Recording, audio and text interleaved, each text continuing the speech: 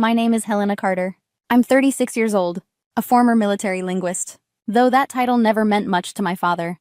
He called it translator tricks. Like I was a child playing at war. I hadn't seen him in years. Not since he blamed me for a mission failure that wasn't mine. Not since he let them suspend my clearance. And took credit for my silence. But there he was. 5 chairs down in the Pentagon war room. Surrounded by stars and ribbons. Still proud. Still certain he knew best. I wasn't supposed to speak that day. No uniform. No rank. Just a quiet consultant. A woman with a strange set of ears. The room buzzed with tension. Satellite feeds lit the walls. Movements in Helmand province flashed like storms on a map. Intercepts in Pashto. Broken Farsi. Nothing clear. Everything urgent. Then the doors opened. General Matthews walked in. Coat crisp. Eyes sharp. He didn't waste time. Instead, he spoke. Not Arabic. Not Pashto. Not even Farsi. He spoke Dari. Not from textbooks. But tribal. Raw. A dialect I hadn't heard since a woman whispered it to me in a village. After pulling shrapnel from her son's leg. The words hit the air like stones. Baridar Marg Azgatar Miad. Brother, death comes from danger. No one moved. Not the analysts. Not the so-called experts. They looked around like the air had changed color. I didn't flinch. I answered calmly. Zinda mimanad agar gush koned. He lives if he listens. Silence. Matthews leaned back. Eyes locked on mine. Then he said it. Quiet. Certain. She is Aegis. Even the air ducts seemed to stop. My father's face drained of color. And in that moment I realized, justice doesn't always roar. Sometimes it whispers. But that whisper was only the start. When I was 10, other kids signed up for ballet. I hid under my bed with a flashlight, copying Dari verbs from a grammar book I stole from my father's office. He never noticed. He rarely noticed anything I touched, unless it was broken. At 11, I mimicked Pashto cadences. I loved the rhythm. But when he caught me, he scoffed. All that'll get you, he said, is a job typing for men who make real decisions. I swallowed the shame, and kept studying anyway. My mother was sick by then. She barely spoke. But one night, she watched me whisper a proverb into my pillow. When I turned, embarrassed, she said softly, "Whoever understands language understands war before it starts." It was the last full sentence she ever gave me. The hospital took her soon after. Silence filled the house. My father didn't talk much.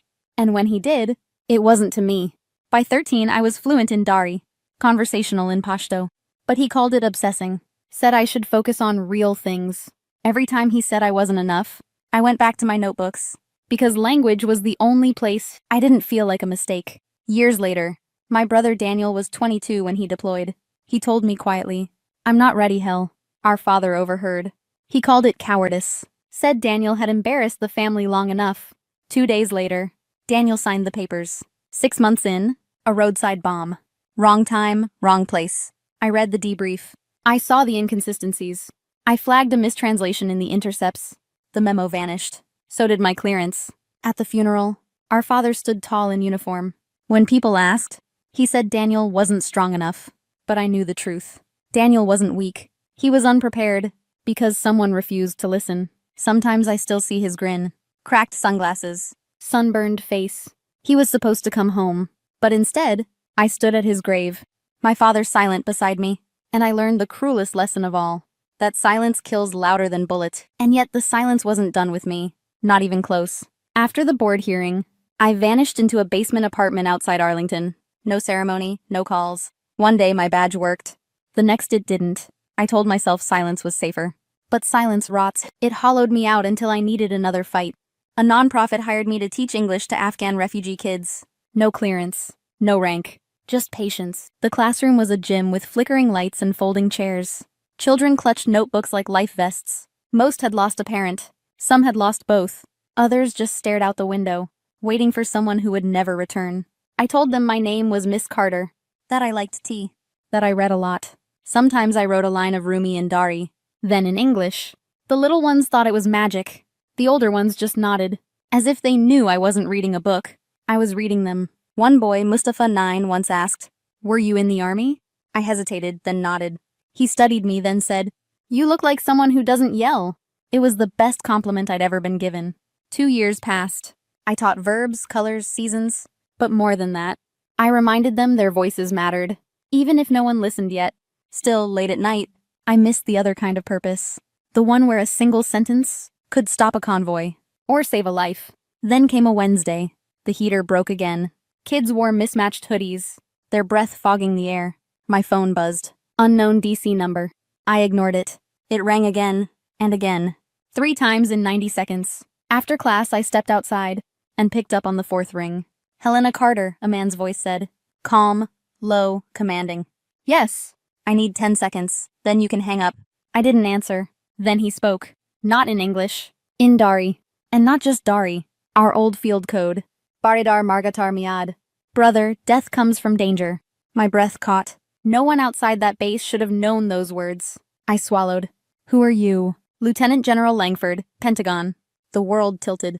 And in that moment, I knew. The silence was about to end. Miss Carter, the general said. Calm. Precise. I know what happened at that board. I know what they buried. And I know why they needed you gone. I froze against the brick wall outside the gym. Kids' laughter still drifted from inside, thin against the cold air. What are you talking about? His voice didn't waver. You were right about the intercepts. They weren't false. They were proof of a breach. Someone inside was leaking ops. The dismissal wasn't incompetence. It was a cover.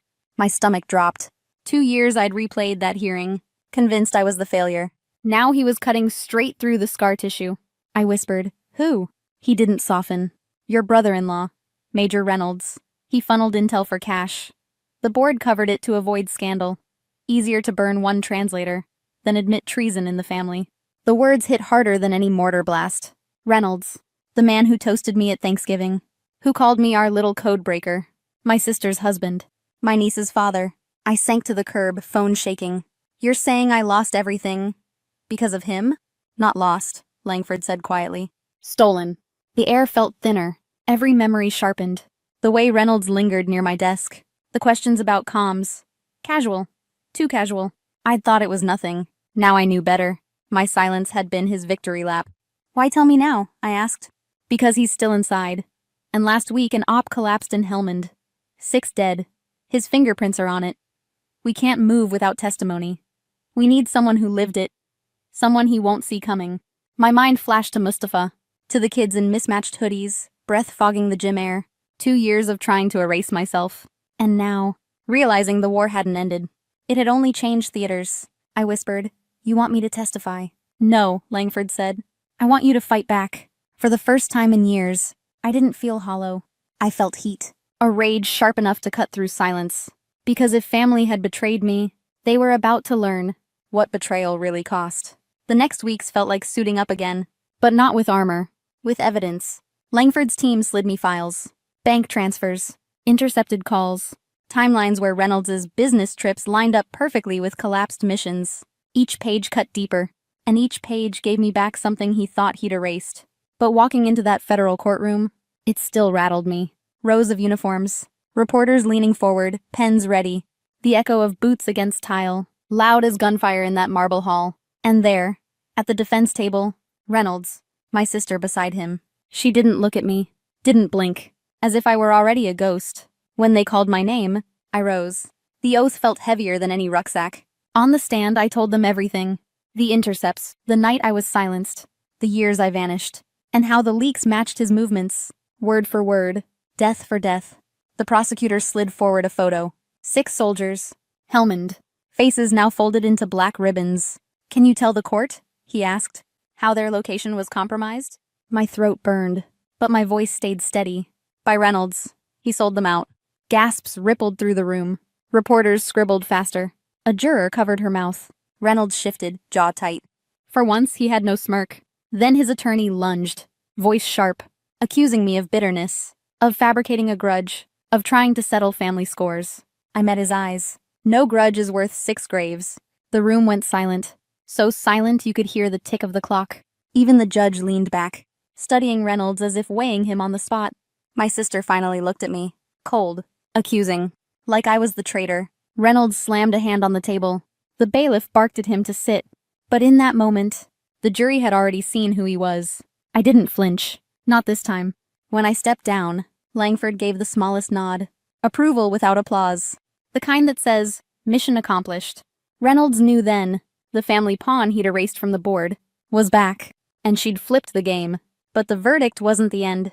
It was only the beginning of what came next. The verdict came down swift. Guilty. 2 counts of espionage. 5 of treason. Reynolds didn't look at me as they cuffed him, but my sister did.